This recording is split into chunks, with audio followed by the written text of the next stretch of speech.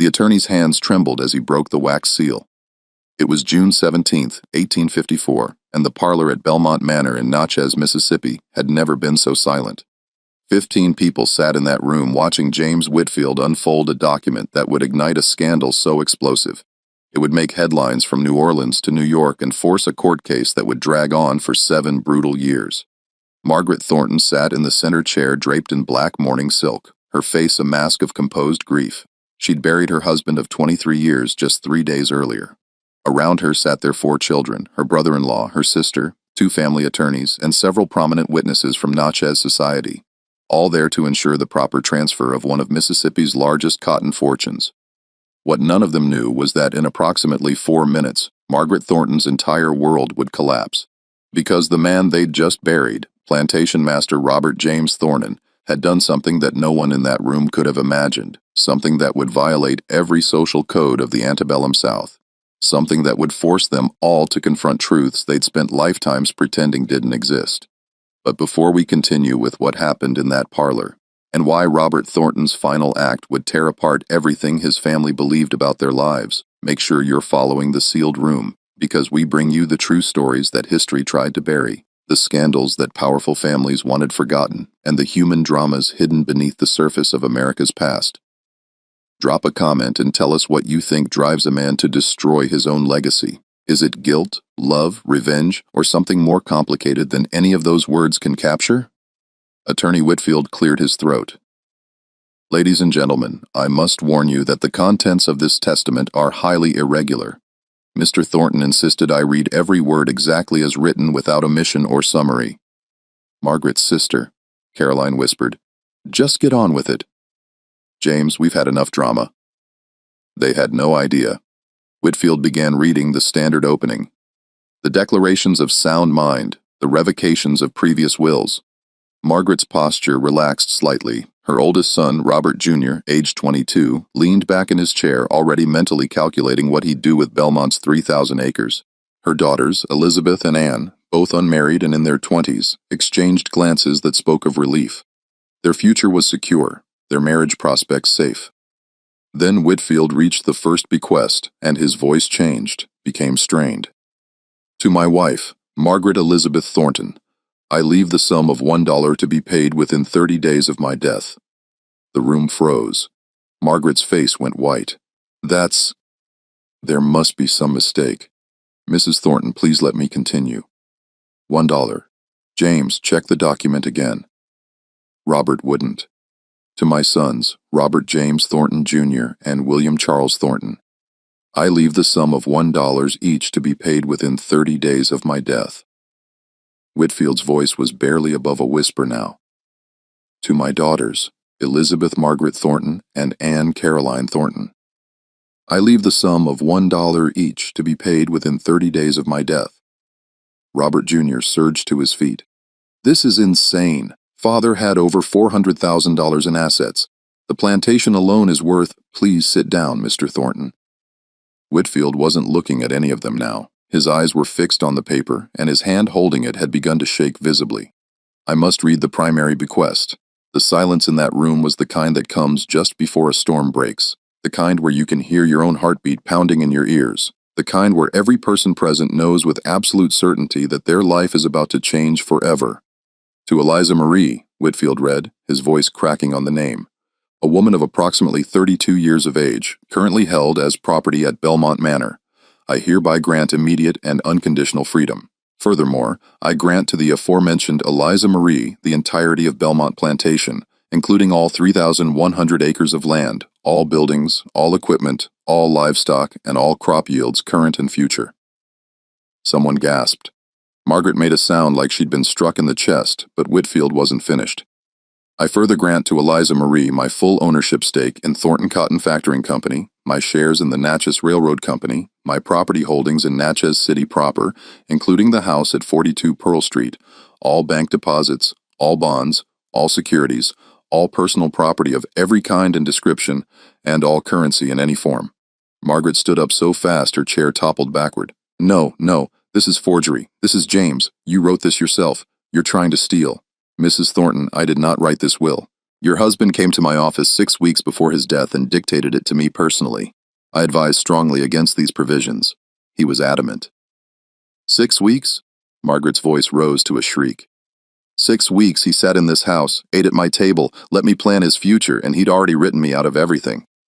Elizabeth, the older daughter, had started to cry. Anne sat perfectly still, her face blank with shock. William, the younger son, looked like he might be sick, but Robert Jr.'s face had gone dark red, the veins in his neck standing out. Who? He said, his voice dangerously quiet. Is Eliza Marie? And that was the question, wasn't it? The question that would unravel everything, because everyone in that room knew exactly who Eliza Marie was. They just never allowed themselves to think about what she actually meant. Whitfield set down the will and looked at Margaret. What he saw in her face made him flinch. Mrs. Thornton, perhaps the ladies should— Don't you dare. Margaret's voice was ice. Don't you dare tell me to leave. This is my house. These are my children, and you're going to explain to me how a woman who was property yesterday now owns everything I've spent 23 years building. I'm not finished reading, Whitfield said quietly. There's more, William's voice cracked. I further declare, Whitfield read, and his hands were shaking so badly now the paper rattled, that the following children, currently living at Belmont Manor, are my natural offspring and are to be freed immediately upon my death and provided for from the estate. Marcus, age 9, Sarah, age 6, and Thomas, age 3. The room exploded. Robert Jr. started shouting. Elizabeth collapsed into sobs. Margaret stood frozen, her mouth opening and closing without sound. Because what Whitfield had just read wasn't just about an inheritance. It was about 3 children everyone at Belmont had seen, had known about, had carefully pretended not to understand the significance of. 3 children who all had light kin and distinctive features. 3 children who looked unnervingly like the Thornon family. 3 children who were Robert Thornton's sons and daughter, born to the woman who now owned everything, Caroline. Margaret's sister found her voice first. Margaret, did you know about the children? But Margaret wasn't listening. She was staring at a point on the far wall, her breathing coming in short, sharp gasps. When she finally spoke, her voice was barely human. Where is she? Where is this woman who's stolen my life? Mrs. Thornton, Miss Eliza is not responsible for where is she? A voice came from the doorway, quiet but clear. I'm right here. Every head in the room turned. Standing in the parlor entrance was a woman in a plain gray dress, her posture straight, her expression carefully neutral. Eliza Marie was 32 years old, though she'd never known her exact birthday. She had amber-colored eyes, dark hair pulled back severely, and skin the color of aged honey. She'd been born enslaved on a Virginia plantation, sold south when she was 14, and purchased by Robert Thornton in 1843 for what the records listed as household management duties. For 11 years, she'd lived in a small room behind the kitchen at Belmont. She'd managed the household accounts, supervised the other house servants, raised 3 children in secret in the shadows, where no one would have to acknowledge what they were or who had fathered them. And now, according to the document James Whitfield held, she owned all of it. Margaret looked at Eliza, and something terrible passed between them. These 2 women who'd lived in the same house for over a decade, who'd both loved the same man in whatever twisted forms love could take in a world built on ownership, who'd both borne his children, who'd both constructed careful performances of their roles, mistress and servant, wife and property, each pretending the other didn't threaten everything she'd built her identity around. You knew, Margaret whispered. You knew he was going to do this. Eliza's face remained impassive. He told me 3 days before he died. 3 days. Margaret's laugh was horrible. He gave you 3 days warning and me none at all. 11 years you've been in my house. 11 years I've fed you, clothed you, given you shelter. And this is how you repay. You never gave me anything, Mrs. Thornton. Eliza's voice was quiet but steady. Your husband purchased me. Everything I had, every moment of my life belonged to him, to you. I couldn't refuse anything. I couldn't leave. I couldn't protect myself or my children. I wasn't repaying anything because I never owed you anything. I was property. The word hung in the air like poison. Robert Jr. moved toward Eliza, and something in his posture made Whitfield step between them. Mr. Thornton, I must advise you that any physical intimidation of Miss Eliza would be Miss Eliza. Robert Jr.'s voice dripped venom. You're calling her Miss. She is a free woman as of 3 days ago, Whitfield said firmly.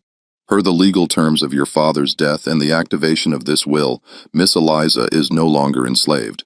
She has legal standing, and she is, as of this moment, one of the wealthiest property owners in Adams County. The absurdity of it was too much for some people in the room. One of the witnesses, a banker named Pritchard, started laughing. High, hysterical laughter that sounded like it might turn into screaming. His wife dragged him from the room. Margaret was still staring at Eliza. Why? I need to understand why. What did you do to make him choose you over his own children? And Eliza, who'd spent 11 years being careful, being invisible, being whatever she needed to be to survive, finally let something show on her face. Pain, deep aching pain, that had lived in her bones for so long, it had become part of her structure. I didn't make him choose anything. Mrs. Thornton, your husband made his choices every day for 11 years. He chose to come to my room. He chose to father children he knew would be born enslaved. He chose to keep us all trapped in a lie that protected him and destroyed everyone else. And at the end, when he was dying and couldn't lie to himself anymore, he chose to tell the truth. I'm sorry that truth has hurt you, but you're asking the wrong person why. It was the most Eliza had ever said directly to Margaret in 11 years. And it was the moment when everything that had been carefully contained, carefully managed, carefully buried beneath Southern propriety, finally erupted into open warfare. Margaret's brother-in-law, Thomas Thornton, stepped forward. He was Robert's younger brother, a lawyer himself, and he'd been silent until now, watching everything with calculating eyes. This will is illegitimate.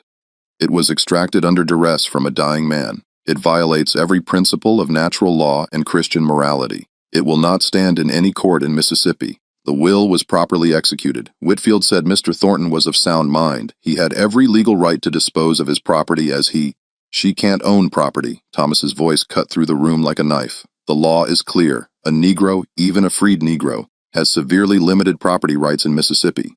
She certainly can't inherit a plantation. She can't own enslaved people. She can't manage business interests. The will is legally impossible. Your brother anticipated these objections, Whitfield said quietly. The will includes trust structures, guardian appointments, legal mechanisms specifically designed to— I don't care what mechanisms he designed. Margaret's voice had regained its strength, though it shook with fury. This is my home, my children's inheritance, their future, and I will burn this entire plantation to the ground before I let that woman take it. Eliza met Margaret's eyes steadily.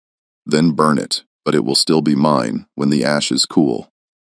What happened next would consume 7 years, destroy multiple families, expose secrets that Natchez society had kept hidden for generations, and ultimately force a Mississippi court to confront questions about property, freedom, race, and power that the entire South was desperately trying to avoid answering. But in that moment, in that parlor with Robert Thornton 3 days dead and his will finally read aloud, all anyone could see was the wreckage. Margaret, who'd lost everything except $1 in her fury. 4 children who'd just discovered they were worth less to their father than the children he'd kept hidden. And Eliza, standing in the doorway of a house she suddenly owned, with 3 young children she had to protect, knowing that every person in that room wanted her destroyed.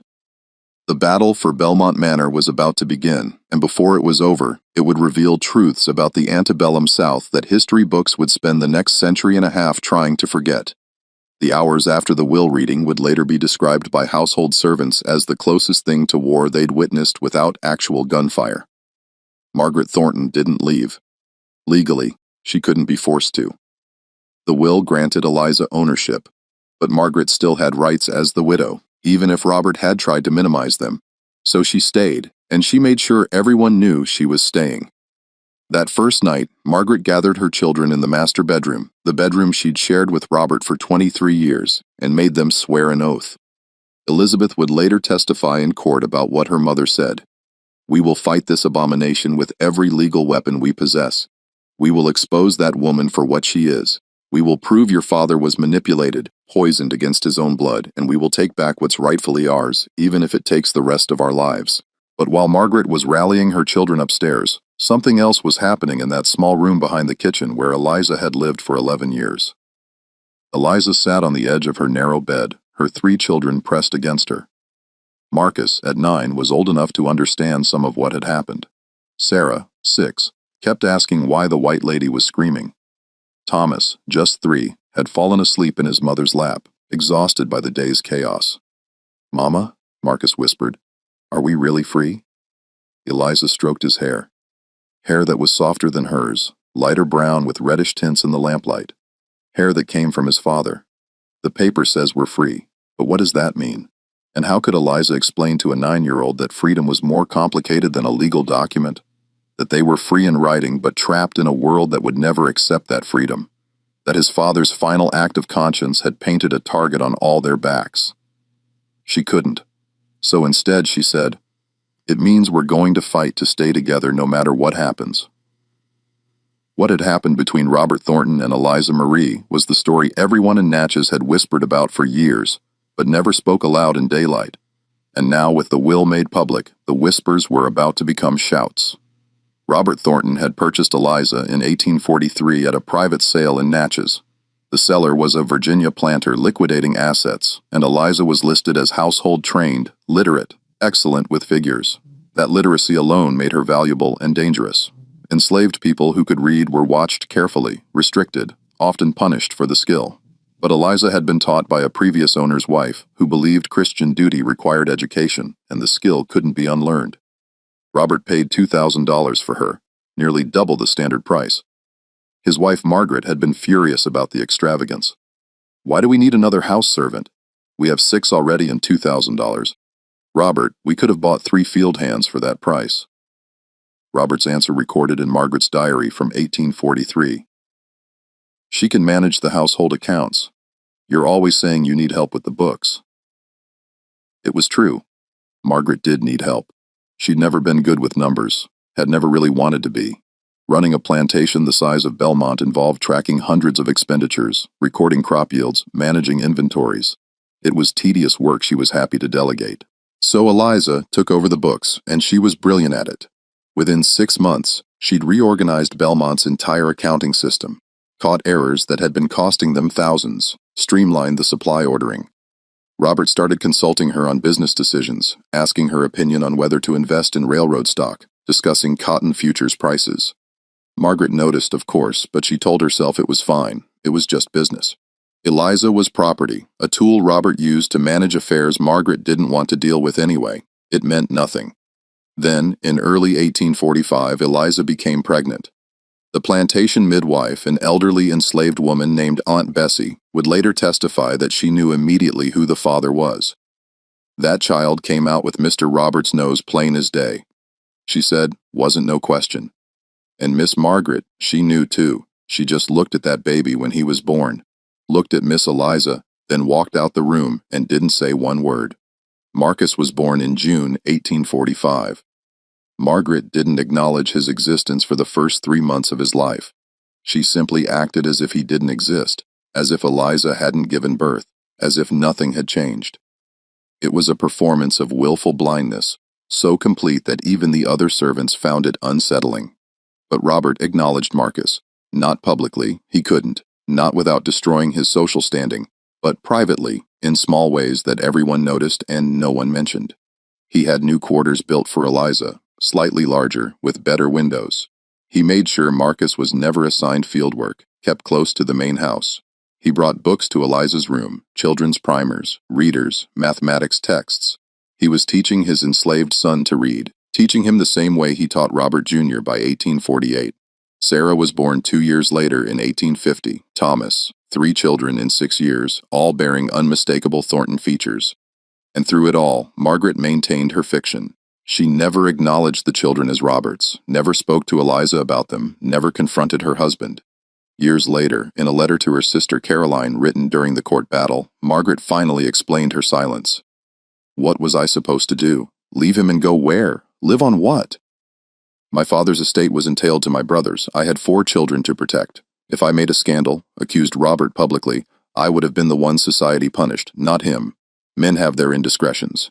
Everyone knows this. A wife's duty is to ignore them gracefully. I did what I was supposed to do.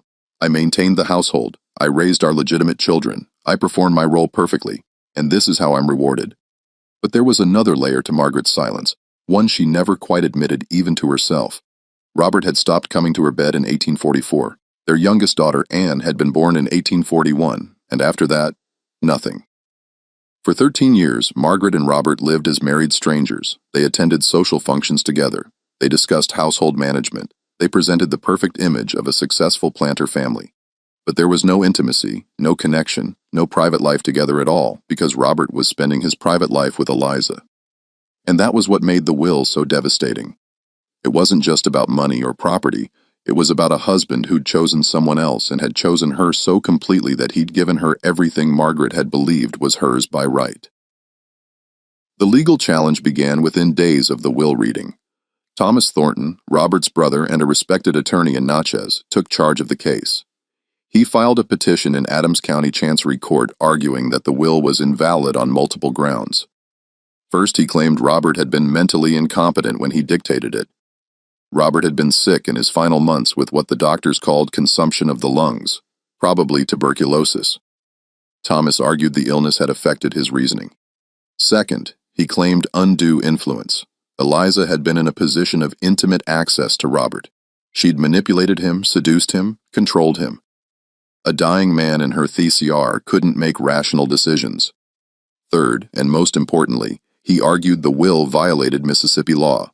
The state had strict regulations about manumission, freeing enslaved people. Even if Robert could legally free Eliza, he couldn't transfer property to her beyond very limited amounts. A freed black person couldn't own a plantation, couldn't inherit a business, couldn't manage enslaved workers. The will was asking Mississippi law to do something it explicitly forbade. Thomas's petition was filed on June 24, 1854, exactly 1 week after the will reading. The judge assigned to the case was Hiram Foster, a distinguished member of the Mississippi Supreme Court who'd agreed to hear this particular case at the circuit level because of its unusual legal complexities. But everyone actually knew was that Judge Foster had been friends with Robert Thornton, had done business with him, and probably wanted to make sure the case was handled in a way that protected Natchez society's interests. But Thomas Thornton miscalculated something crucial. He assumed the case would be straightforward, that any Mississippi judge would immediately invalidate a will that gave so much power to a formerly enslaved black woman. He didn't account for the one factor that would complicate everything. Robert Thornton had been extraordinarily thorough. Attorney Whitfield, when he first met with Eliza to explain her legal position, brought a second document that hadn't been read in that parlor, a letter Robert had written to Whitfield to be opened only if the will was challenged. Eliza sat in Whitfield's office in downtown Natchez wearing the same gray dress she'd worn to the will reading. Whitfield broke the seal on Robert's letter and began reading aloud. James, if you're reading this, it means my family is contesting the will. I expected this. I want you to know why I did what I did, and I want you to use this letter in court if necessary. Whitfield glanced at Eliza. She nodded for him to continue. I purchased Eliza in 1843 with specific intentions. I had met her briefly at a previous sale, had spoken with her, and recognized her intelligence. I orchestrated her purchase deliberately. What began as a business decision became something else, something I never intended, something I tried to resist, and something I ultimately couldn't deny. I fell in love with someone I had no right to love, in a way our world says is impossible. Eliza's breath caught. Robert had never said those words to her, never told her plainly what she'd wondered about for 11 years. I know what people will think, the letter continued, that I took advantage of someone I owned, someone who had no power to refuse me. And they're right. That's exactly what I did in the beginning. That's what it was. Exploitation dressed up in whatever lies I told myself. But over the years, Eliza became the only person I could be honest with. The only one who saw me clearly and didn't require me to perform. Margaret saw the planter, the businessman, the social figure. Eliza saw the man who was terrified of dying with nothing real in his life. Whitfield paused. When he continued, his voice was thick. I have lived a coward's life, James. I maintained a marriage that died years ago. I fathered children into bondage, my own children enslaved because I lacked the courage to do what was right. I built wealth on the labor of people I kept in chains while pretending this was God's natural order, and I told myself these lies because the alternative was too painful. But dying has a way of stripping away every comfortable delusion. The letter went on for 3 more pages. Robert detailed his instructions for how Whitfield should structure the trust arrangements to withstand legal challenge. He acknowledged that what he was doing would hurt his legitimate children, but argued they would inherit their whiteness, their education, their social position, privileges his children with Eliza would never have unless he acted. And then at the end, Robert wrote something that would become the center of the entire case. I free Eliza not as an act of charity, but as an acknowledgement of theft. I stole 11 years of her life. I stole her children's childhood. I stole their right to exist as human beings rather than property. This will is not generosity, it's inadequate restitution. And if Mississippi law says a man can't restore what he's stolen from someone he's wronged, then Mississippi law is more corrupted than I am. When Whitfield finished reading, Eliza sat in silence for a long moment. Then she said quietly, "He never told me any of this. Not in these words. Men often find courage in letters they can't find in life." Whitfield said, "Miss Eliza, this letter is powerful evidence, but using it means exposing everything. Your relationship, your children, the intimacy of what existed between you and Mr. Thornton. The Thornton family will argue you seduced him, manipulated him. They'll say terrible things about you in open court. Are you prepared for that?" Eliza thought about Marcus, Sarah, and Thomas, about the children growing up in the in-between space between slavery and freedom, between black and white, between legitimate and illegitimate, about the future she could give them if she won this fight and the future they'd have if she surrendered. "I've been called terrible things my entire life. Mr. Whitfield, what's a few more insults compared to my children's freedom?" But she had no idea what was actually coming because the Thornton family wasn't just going to insult her, they were going to try to destroy her, and they were going to use every weapon antebellum Mississippi society had to offer. Weapons forged in generations of slavery, rape, denial, and the desperate need to maintain a social order that required some people to be human and others to be property. The first hearing was scheduled for August 1854. Both sides would present their arguments about whether the will should be probated at all. Judge Foster's courtroom was packed with every prominent citizen in Natchez. People stood in the back, crowded the aisles. This wasn't just a legal proceeding, it was a public spectacle. Margaret attended, dressed in her mourning clothes, her children beside her. She'd made sure Elizabeth and Anne looked pale and fragile, perfect victims of their father's betrayal. Robert Jr. sat stone-faced, radiating barely controlled anger. The message was clear. Respectable white family destroyed by enslaved seductress. Eliza sat on the opposite side of the courtroom with Whitfield.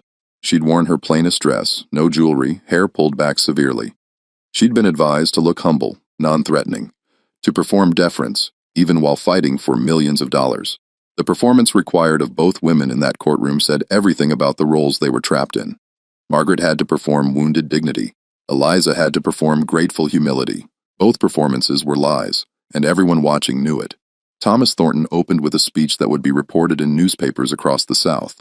"Your Honor, this case is not merely about one man's will. It's about whether the foundations of our society can withstand attacks from those who would pervert natural law. My brother, in his final illness, was corrupted by a woman who used her position in his household to extract an unnatural influence. She bore his children, a crime against both his marriage and moral order, and now she seeks to profit from her own wrongdoing." Whitfield stood to respond. He was older than Thomas Grayer, with a reputation for careful, methodical argument. "Your Honor, the question before this court is simple. Did Robert Thornton have the legal right to dispose of his property as he chose? Mr. Thomas Thornton argues his brother was incompetent. I have 3 physicians prepared to testify that Robert Thornton was of sound mind until hours before his death. He argues undue influence. I have Robert's own letter explaining his reasoning in detail. He argues Mississippi law forbids this transfer. I have trust structures specifically designed to comply with every statute." Judge Foster listened to both sides, asked a few questions, then made a ruling that surprised everyone.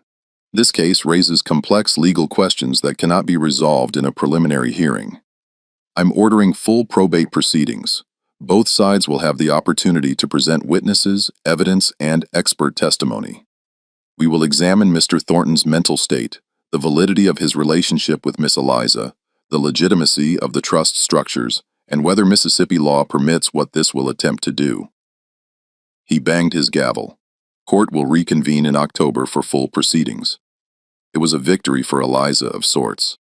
The judge hadn't immediately dismissed the will, but it was also the beginning of something that would consume years of her life. As people filed out of the courtroom, Margaret and Eliza passed each other in the aisle. Margaret stopped, looked at Eliza directly for the first time since the parlor scene. When she spoke, her voice was low enough that only Eliza could hear. You think you've won something, but all you've done is guarantee that everyone will know exactly what you are. And when this is over, when you've been humiliated in public and exposed as a scheming, you'll wish you'd taken the dollar and disappeared. Eliza met her eyes. When this is over, Mrs. Thornton, your children will still have their name, their skin, and their place in society. Mine will have their freedom. I'll take that trade.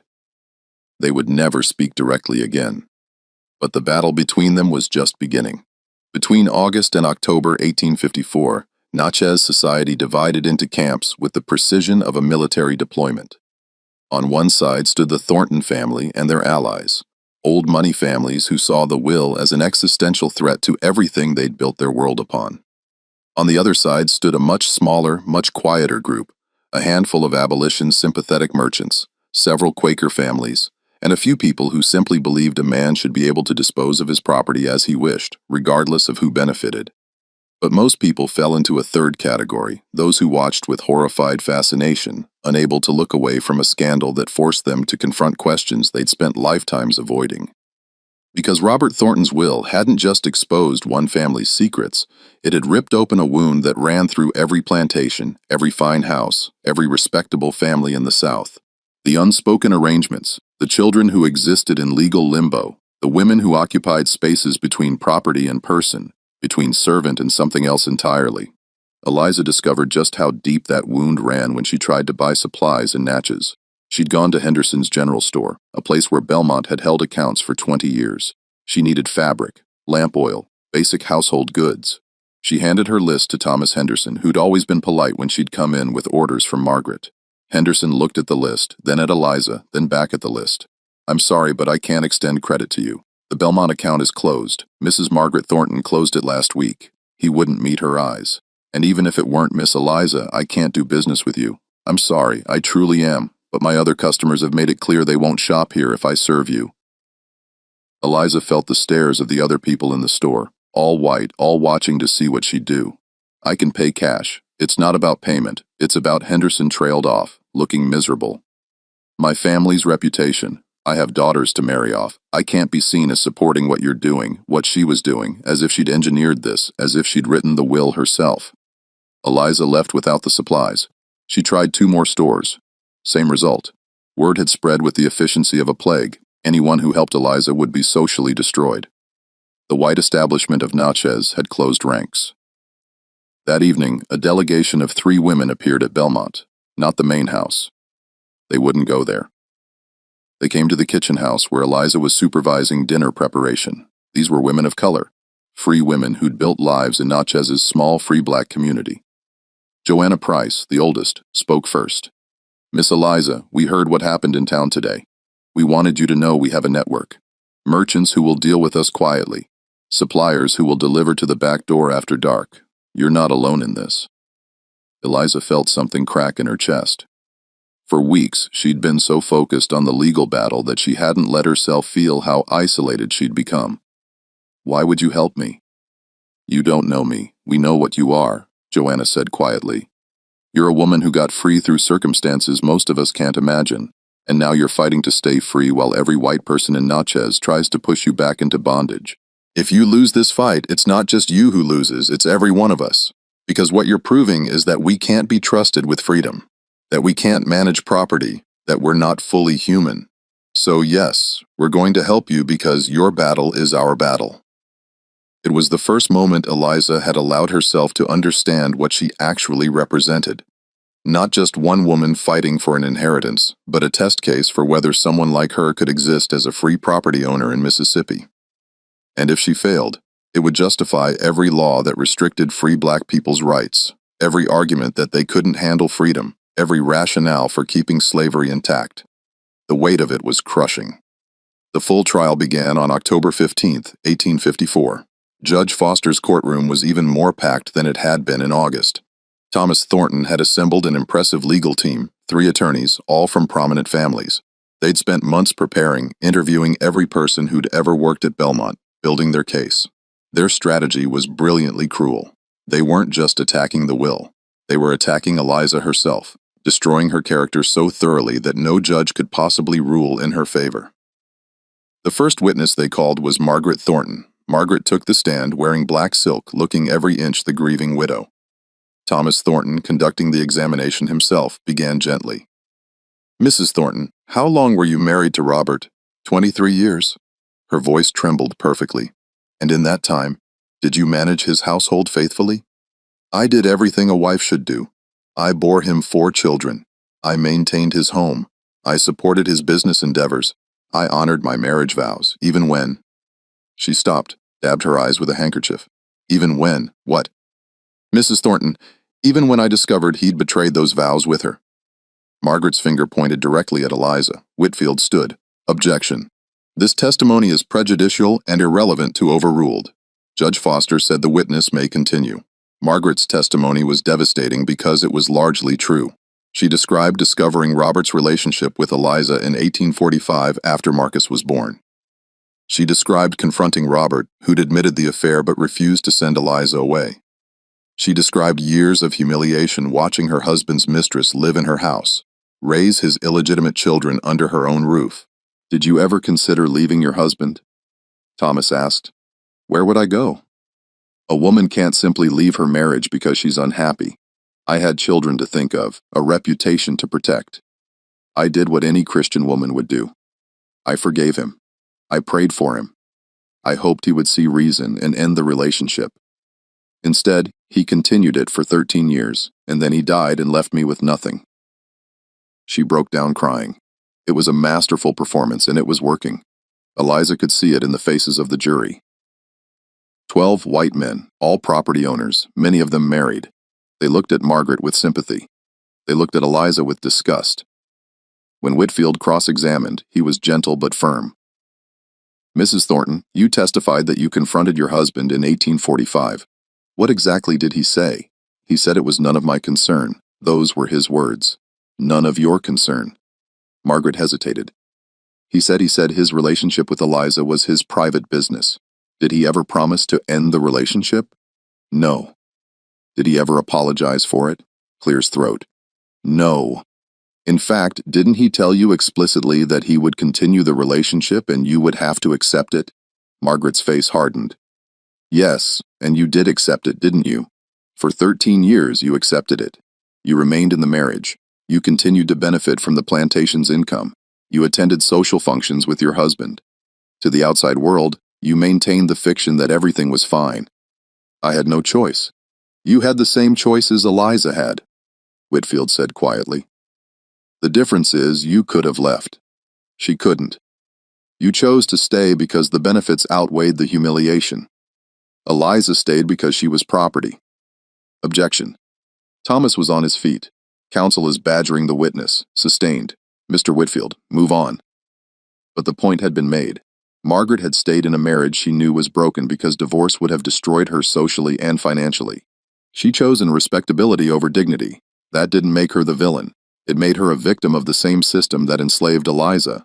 But it also meant her moral high ground was shakier than she wanted to admit. The next several days of testimony were brutal. The Thorntons called servant after servant, asking them to describe Eliza's position in the household. What emerged was a picture of a woman who'd held unusual power for someone enslaved, managing accounts, making decisions, having private conversations with Robert that excluded even his wife. But Whitfield's cross-examinations revealed something else: respect. Almost every servant, when pressed, admitted that Eliza had been fair, kind, even that she'd helped people, protected them from worse overseers, used her influence with Robert to prevent families from being separated. One woman, an elderly cook named Aunt Ruth, gave testimony that stopped the courtroom cold. She'd worked at Belmont for 30 years and had known everyone involved. Thomas Thornton asked her, "Did you observe the relationship between Miss Eliza and Mr. Robert?"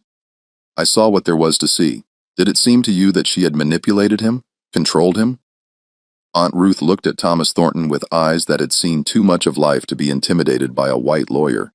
"Mr. Thomas, you asking me if a woman who was property manipulated the man who owned her?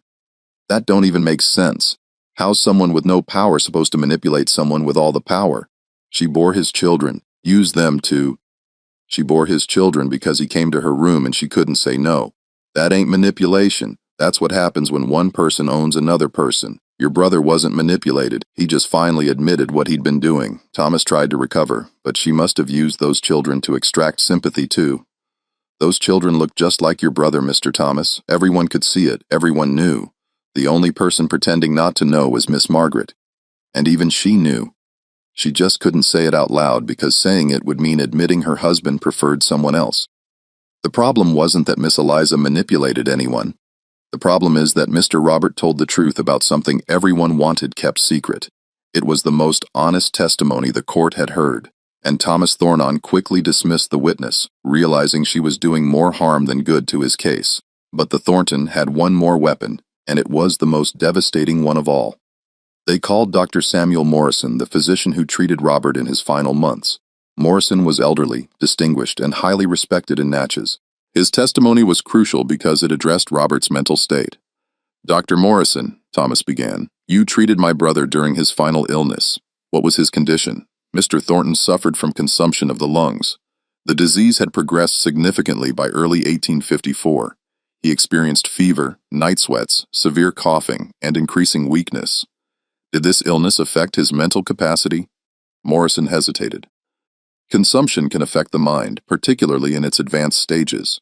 Fever can cause delirium. The physical suffering can lead to despair, irrationality. In your professional opinion, was my brother capable of sound judgment in the weeks before his death? And here Morrison looked genuinely troubled. I believe he was physically suffering so much that his judgment may have been impaired. Yes. Whitfield's cross-examination was critical. Dr. Morrison, you say, may have been impaired. Were you present when Mr. Thornton dictated his will to Mr. Whitfield? No. Did you examine him that specific day? No. Did he ever, in your presence, say anything that suggested he was confused about his affairs, unable to recognize people, or otherwise mentally incompetent? Morrison shook his head slowly. No, Robert was always lucid when I saw him. He spoke clearly about his condition. He understood he was dying. He made rational decisions about his care. So your testimony about impaired judgment is speculation. It's based on my medical understanding of his condition, but you have no direct evidence that Robert Thornton was mentally incompetent when he dictated his will. No, Morrison admitted, I don't.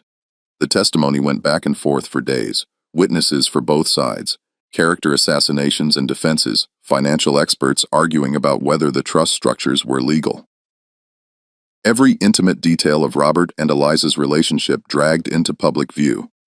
And through it all, Eliza sat in that courtroom, forced to listen as people debated whether she was human enough to own property, whether she'd seduced or been raped, whether her children deserved freedom or should remain enslaved. The psychological toll was immense. At night back at Belmont, Eliza would sit with Marcus, Sarah, and Thomas, trying to maintain normally while their entire world hung in the balance. Marcus, now 10, was old enough to understand some of what was happening. He'd ask questions Eliza couldn't answer. Mama, why do they hate you so much? They don't hate me, baby. They hate what I represent. What do you represent? How could she explain to a 10-year-old that she represented the lie at the heart of Southern society? That she was proof that the children of enslaved women and white men were human beings who deserved rights? That she threatened the entire social order that said some people were property and others were people? She couldn't. So she just held him and said, I represent hope that things can be different. But the person who provided the most crucial testimony wasn't a character witness or a medical expert. It was James Whitfield himself, Robert's attorney, who drafted the will and heard Robert's reasoning firsthand. Whitfield took the stand in early November, and his testimony would change everything. Thomas Thornton tried to discredit him. Mr. Whitfield, isn't it true that you stand to earn substantial fees if this will is probated? I'm being compensated for my legal services. Yes. So, you have a financial incentive to defend this will regardless of its validity? I have a professional obligation to defend my client's wishes. Robert Thornton came to me 6 weeks before his death and dictated this will over the course of 2 full days. He was more lucid, more purposeful than many clients I've worked with. He knew exactly what he was doing. What exactly did my brother say when he came to you? Whitfield pulled out his notes. He said, I'm dying, James. I've made many mistakes in my life, but I have a chance to correct one of them. I want to free Eliza and provide for our children. I know this will destroy my relationship with my legitimate family. I know it will cause a scandal. But I would rather die honestly than live one more day lying to myself." The courtroom went silent. He said more. Whitfield continued. He said, "Margaret will never forgive me. My children will hate my memory. Natchez society will condemn me. I accept all of that because the alternative is dying knowing that I enslaved my own children, that I kept the woman I loved in bondage, and that I was too much of a coward to face the truth. I've been a coward my whole life, James. Let me at least die brave." Thomas Thornton's face had gone pale. These were his brother's words documented in Whitfield's notes, impossible to deny. But Thomas tried. "My brother was clearly not in his right mind if he said such things.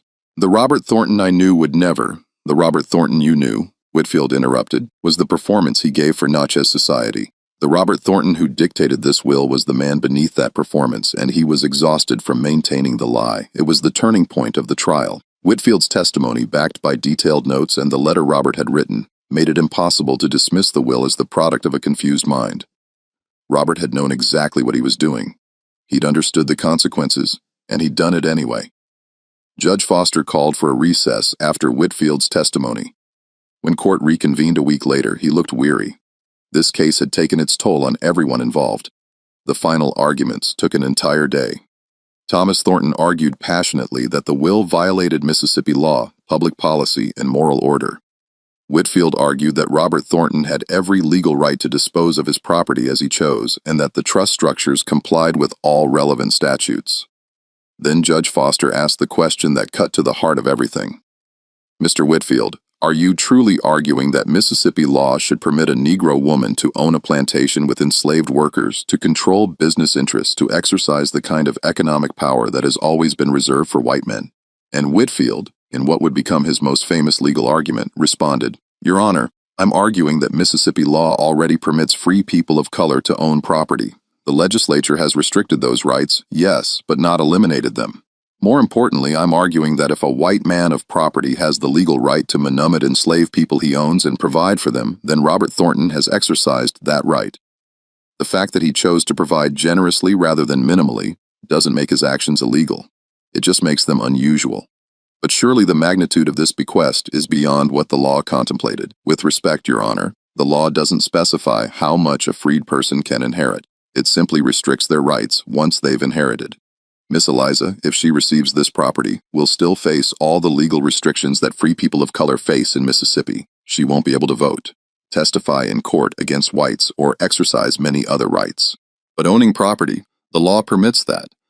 And if we're going to say the law has a secret cap on how much property a freed person can own, then we're inventing restrictions that don't exist in statute."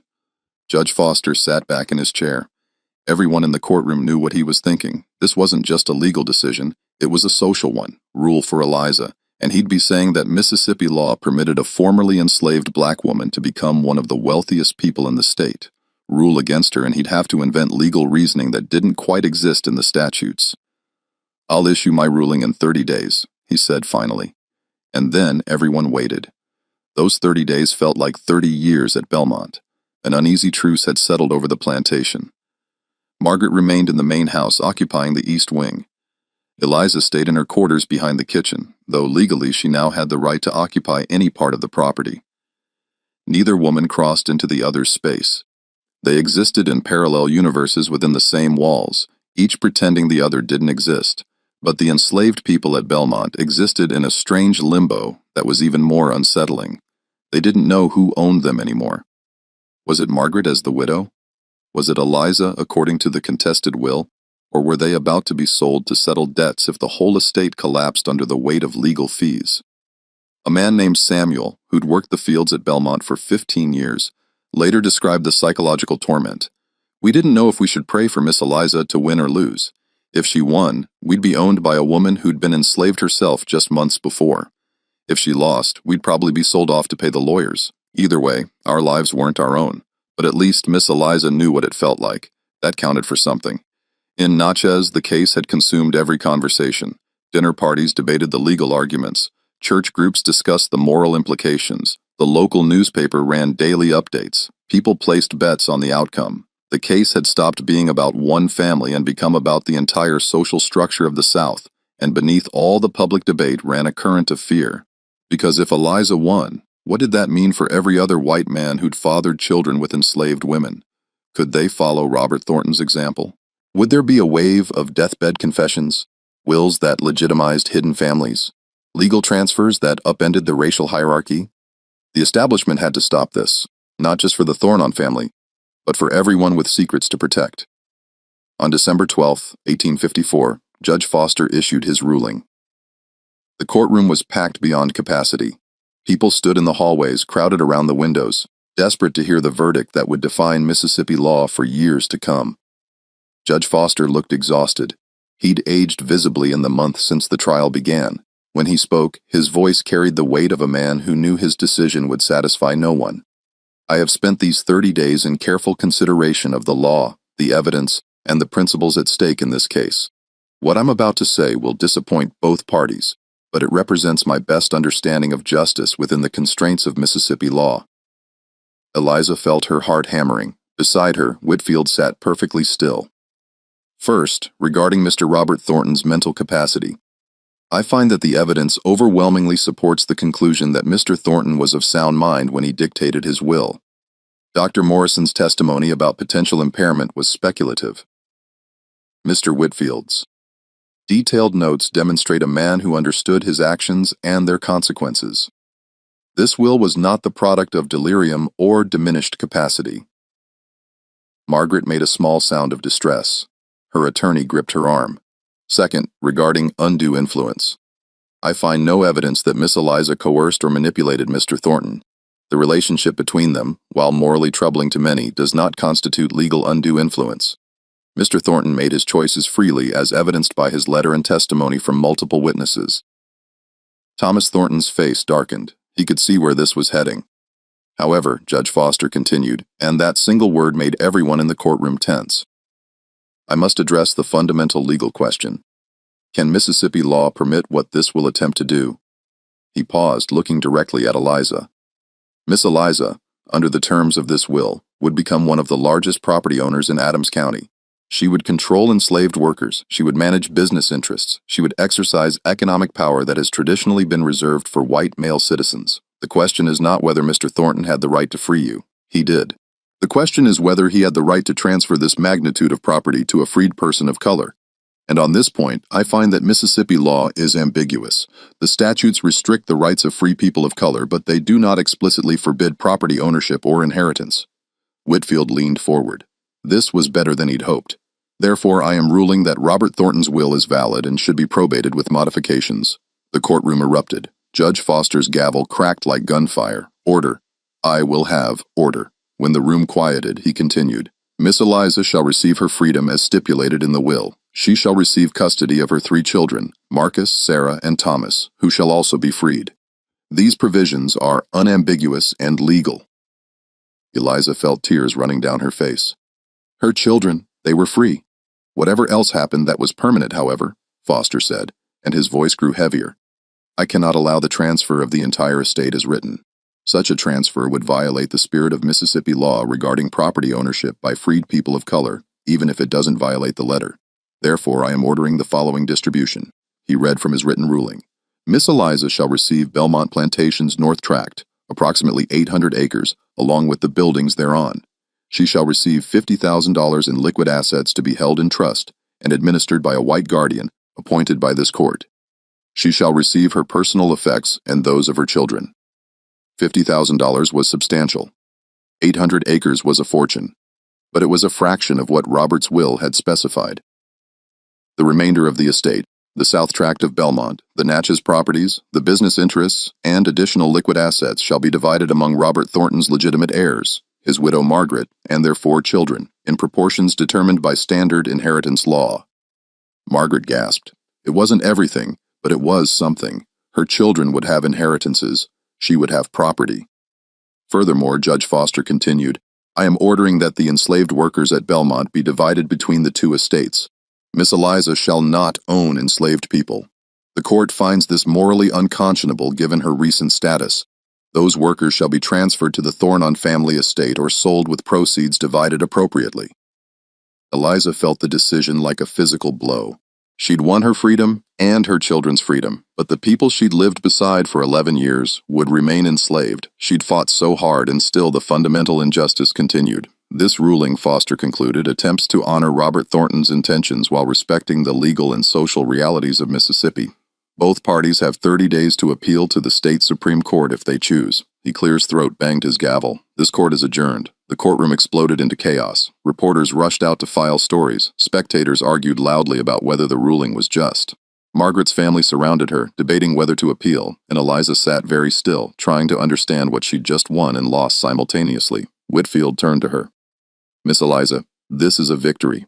You're free. Your children are free. You have property and money. We can appeal for more, but every day we spend appealing is another day my children live in uncertainty," Eliza said quietly. "And every day Margaret Thornton spends fighting us is another day she can't rebuild her life. This needs to end. Are you saying you'll accept this ruling?" Eliza thought about Marcus, Sarah, and Thomas, about the 800 acres that would be theirs, about the $50,000 that could educate them, establish them, give them futures she'd never imagined possible, about the cost of continuing this battle, not in money, but in humanity. "Yes," she said, "I'll accept it." On the other side of the courtroom, Margaret was having a similar conversation with her attorneys. Thomas Thornton wanted to appeal to fight for the full estate, but Margaret, looking across the room at Eliza, seemed to have reached some internal conclusion. "No," she said. "No more. We have enough to rebuild. My children have inheritances. I have property. And I am so tired of fighting over Robert's corpse." Her voice broke on the last words. Because that's what this had all been. A battle over a dead man's legacy. A fight about who he'd loved more, who deserved what, who would carry his memory forward. The two families left the courtroom separately. They would never speak again, but they would remain connected forever by the man who'd loved them both, in different ways, and who destroyed them both, trying to make amends for crimes he couldn't undo. The property division took 3 months to finalize. In March 1855, Eliza took possession of her 800 acres, the north tract of Belmont, with its own main house, smaller than the original but substantial. The trust fund was established with a banker named Harrison Wells, serving as guardian. Wells was one of the few Natchez businessmen who'd agreed to work with Eliza, partly from principle, partly from the profit opportunity. Margaret and her children took the south tract and the Natchez properties. The cotton factoring business was sold with proceeds divided. The enslaved workers were divided by lot, a process that separated families and destroyed lives. Just as it always did, Samuel, the field worker who'd spoken about the psychological torment, was sold to a Louisiana planter. He would eventually escape during the Civil War and make his way north. In a memoir written years later, he described watching Eliza on the day of the division. "She was crying while they split us up, crying like her heart was breaking, and I thought, she knows. She knows exactly what this feels like. She just doesn't have the power to stop it. That's what freedom meant for her. She could save her own children, but not anybody else's. I've spent years trying to decide if I forgive her for that. I still don't know." Eliza moved into her new house with Marcus, Sarah, and Thomas in April 1855. For the first time in her life, she owned the space she lived in. For the first time, her children slept in beds that belonged to them. For the first time, they could read books openly, play freely, exist without constantly performing subordination. But the freedom was complicated. Natchez society never accepted Eliza. White merchants still refused to deal with her directly. She had to conduct all business through Harrison Wells or other intermediaries. Her children were educated at home because no school would take them. Too black for white schools, too wealthy for the colored school, too ambiguous to fit anywhere. The isolation was profound. The free black community that had supported Eliza during the trial remained friendly, but she existed in a strange social space between worlds, too elevated by wealth and property ownership to fit comfortably with others of her race, too marked by her skin and history to ever be accepted by whites.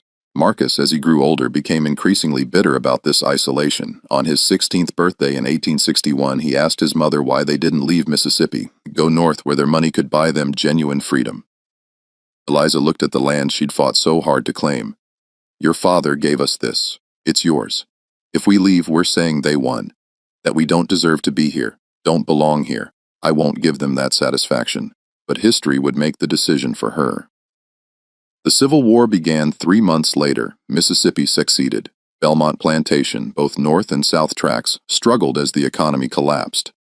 By 1863, Union forces controlled Natchez. The enslaved people at the Thornon tract fled to Union lines, leaving Margaret with land she couldn't work. Eliza's tract, having fewer workers and more liquid assets, survived slightly better, but barely. In 1864, Marcus enlisted with the Union Army, one of thousands of black men who fought for the freedom his mother had achieved through a white man's guilt. He survived the war and returned to Belmont in 1866, wearing a Union uniform to the land his father had left him. Margaret saw him return. She was 63 by then, widowed twice.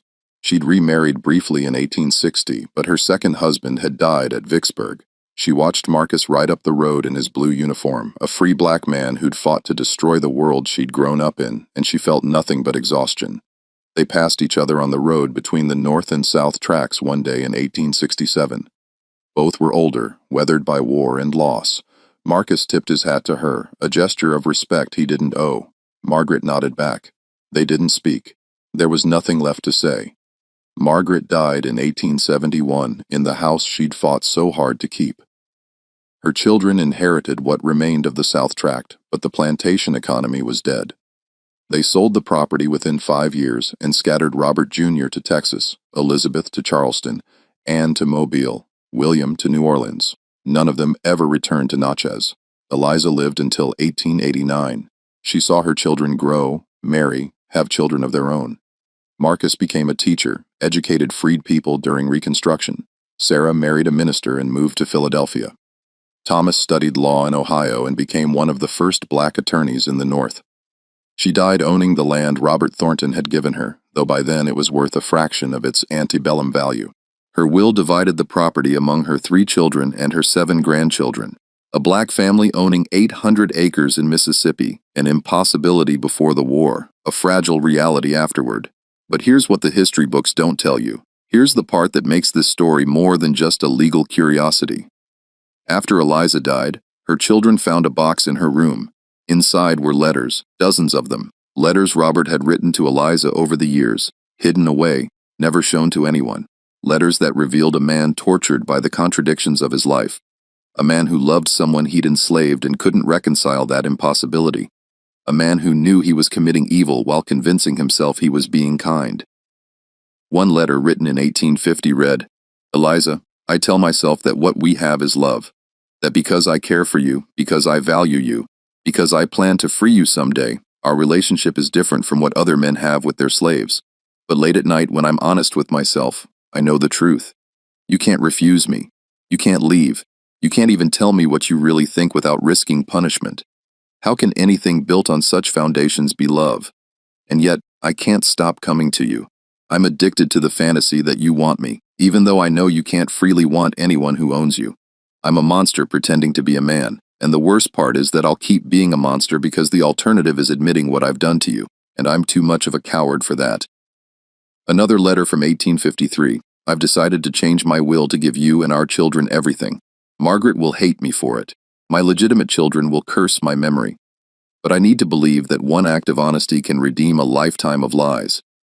I need to believe that freeing you, providing for you, makes up for enslaving you in the first place. I know it doesn't. I know there's no redemption for what I've done, but I have to try, even if it destroys everyone I love in the process."